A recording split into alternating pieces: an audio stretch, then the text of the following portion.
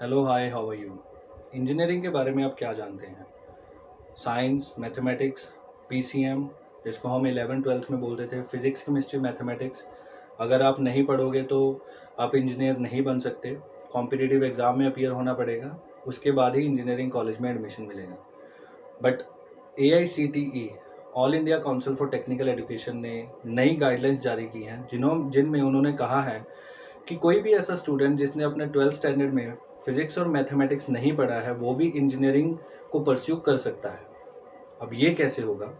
AICTE ने 14 ऐसे subjects की ऑप्शंस को प्रोवाइड किया है जिनमें से कोई भी 3 सब्जेक्ट चूज़ किए हैं अगर किसी स्टूडेंट ने 12th स्टैंडर्ड में और स्कोर किया है 45% जनरल कैटेगरी के लिए और 40% रिजर्व कैटेगरी के लिए, उन वो एलिजिबल हो जाएंगे किसी भी इंजीनियरिंग कॉलेज में एडमिशन लेने के लिए।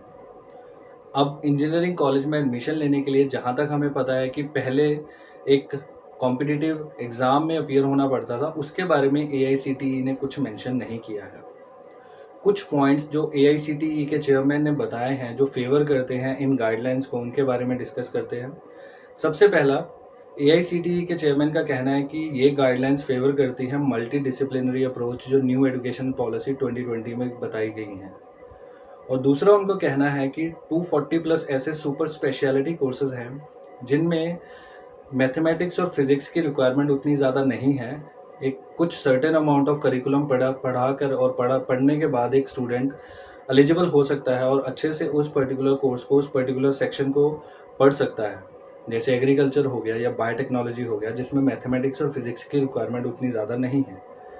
फिर उनका कहना है कि इस कोर्स से, इन गाइडलाइन से फ्लेक्सिबिलिटी प्रोवाइड की जाएगी और उन स्टूडेंट्स को फ़ायदा होगा जिन्होंने अपने 10th में मैथमेटिक्स और साइंस में अच्छे थे बट 11th और 12th स्टैंडर्ड में उन्होंने किसी वजह से साइंस और मैथमेटिक्स को चूज़ नहीं किया और ह्यूमैनिटीज़ या किसी और सब्जेक्ट को चूज़ कर लिया।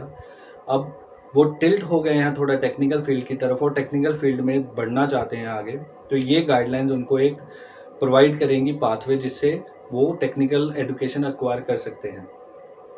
AICTE के चेयरमैन का कहना है कि ये गाइडलाइंस ऑल्दो मैंडेटरी नहीं है।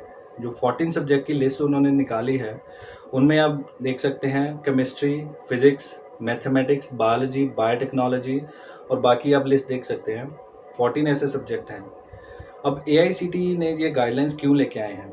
उनका एक कंटेंशन और है। वो कहते हैं कि एक क्लासिक केस आया था जिसमें एक स्टूडेंट जिसने अपने 12th स्टैंडर्ड में एग्रीकल्चरल केमिस्ट्री पढ़ा था और वो एग्रीकल्चर इंजीनियरिंग में जाना चाहता था, बट इंजीनियरिंग कॉलेज में उसको एडमिशन इसलिए डिनाई कर दिया गया क्योंकि उसने प्योर केमिस्ट्री नहीं पढ़ा था। जैसे कि हमें पता है कि फिजिक्स, केमिस्ट्री और mathematics, pure physics, chemistry, mathematics required है किसी भी इंजीनियरिंग कॉलेज में एडमिशन लेने के लिए। ऑल दो CBSE और ओपन स्कूलिंग में एग्रीकल्चर केमिस्ट्री एक सब्जेक्ट प्रोवाइड किया जाता है, बट फिर भी इंजीनियरिंग कॉलेज में वो ऑप्शन अवेलेबल नहीं थी। तो ऐसी चीज़ों को ओवरकम करने के लिए, ऐसी प्रॉब्लम्स को ओवरकम करने के लिए एक फ्लेक्सिबिलिटी प्रोवाइड की जाएगी इस करिकुलम में, ऐसा AICTE का कहना है। ऐसा नहीं है कि ये पहली बार हो रहा है, उससे पहले भी लेटरल एंट्री प्रोवाइड की जाती थी स्टूडेंट्स को जिन्होंने 11th और 12th में फिजिक्स, मैथ्स नहीं पढ़ा है। वो डिप्लोमा कर सकते थे 10th के बाद, और डिप्लोमा करने के बाद डायरेक्ट सेकेंड ईयर बीटेक के में एडमिशन हो जाती थी। और उस टाइम पे उनको कुछ एक ब्रिजिंग कोर्स, एक छोटा सा ऐसा कोर्स जो रिक्वायर्ड था उस पर्टिकुलर करिकुलम को फॉलो करने के लिए, वो करवाया जाता है और उसके बाद उनको बीटेक की डिग्री प्रोवाइड की जाती है। उनका जितना भी ड्यूरेशन ख़त्म करने के बाद, ड्यूरेशन के लिए जितनी ड्यूरेशन की वो डिग्री है उसको कंप्लीट करने के बाद उनके पास वो डिग्री मिल जाएगी। और AICTE का कहना ये भी है कि ब्रिज कोर्स प्रोवाइड किया जाएगा उन स्टूडेंट को जिनका बैकग्राउंड साइंस और मैथमेटिक्स नहीं है, मीन्स फिजिक्स और केमिस्ट्री नहीं, फिजिक्स और मैथमेटिक्स नहीं है, उनको एक ब्रिज कोर्स प्रोवाइड किया जाए। ब्रिज कोर्स का मतलब ऐसा कोर्स जो कि उस गैप को फिल करेगा जो 11th और 12th स्टैंडर्ड में किसी एक स्टूडेंट ने, जिसके पास फिजिक्स और मैथमेटिक्स था, उसने पढ़ा है, बट एक ऐसा स्टूडेंट जिसने नहीं पढ़ा है, उसने वो जो गैप बन गया उसको कवर अप करने के लिए वो ब्रिज कोर्स उसको हेल्प करेगा ऐसे स्टूडेंट को जिसने डायरेक्ट अपना ह्यूमैनिटीज या किसी भी ऐसे सब्जेक्ट को छोड़ के इंजीनियरिंग फील्ड में एडमिशन लेने के बारे में सोचा। अब कंटेंशन जो इसके अगेंस्ट है, एप्रीहेंशंस, सबसे बड़ी एप्रीहेंशन ये है कि इस पॉलिसी में सबसे पहले तो क्वालिटी डिग्रेड हो जाएगी और जो प्रेस्टीज है इंजीनियरिंग का उसमें भी एक डेंट ज़रूर पड़ेगा, क्योंकि जब कोई भी किसी भी फील्ड से इंजीनियरिंग कर सकेगा तो क्वालिटी ऑफ इंजीनियर्स वो डिग्रेड होगा बट क्वांटिटी बढ़ जाएगी। और हमें पता है ऑलरेडी कि इंजीनियरिंग फील्ड में बहुत से ऐसे स्टूडेंट्स हैं, ऐसे इंजीनियर्स हैं जिनके पास स्किल बहुत कम है and they are not able to get themselves enrolled with any company. उनके पास एम्प्लॉयमेंट अपॉर्चुनिटीज़ बहुत कम है ऑलरेडी। और दूसरा क्या है कि AICTE is just a regulatory body. AICTE एक रेगुलेटरी बॉडी है, वो कोई गाइडलाइंस निकाल सकते हैं बट किसी यूनिवर्सिटी के लिए, इंस्टीट्यूट के लिए फॉलो करना ये मैंडेटरी नहीं है। इवन IITs तो AICTE की गाइडलाइंस को बिल्कुल फॉलो करते ही नहीं हैं।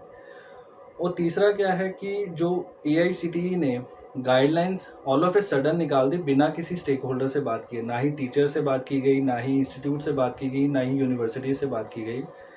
तो AICTE ने स्टेक होल्डर से भी बात नहीं की। और चौथा क्या है कि जो ब्रिज कोर्स होगा, क्या वो कोर्स पहले पास करना होगा, उसके बाद ही इंजीनियरिंग का जो उस पर्टिकुलर सब्जेक्ट के साथ रिलेटेड या वो जो स्ट्रीम होगी वो कंटिन्यू करने दी जाएगी, या फिर जो ब्रिज कोर्स है वो पैरेलल चलेगा, इसके बारे में भी ज़्यादा क्लैरिटी नहीं प्रोवाइड की गई है।